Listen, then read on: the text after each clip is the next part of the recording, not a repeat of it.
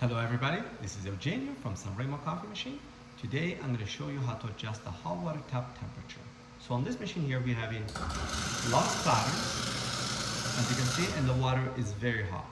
So we're going to adjust the cold water mixture valve to increase the volume of cold water coming in. The adjustment is located on the left side towards the back underneath. Here we are. So this screw that you see right there, that's the adjustment screw. So what we're gonna do, we're gonna turn it counterclockwise to increase the volume of cold water. Now this screw, I'm able to turn it by hand because I adjusted it before. If you haven't touched it in a while, you're probably gonna need a small screwdriver to be able to turn it. As you can see, it's a flathead screwdriver. So now I turn it, I probably give it about a turn. Now we're gonna test the tap. That's a little bit better, so let's work on it a little bit more.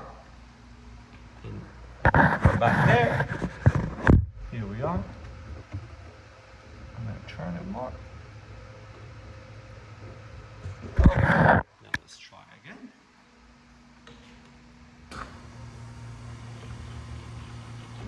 Okay.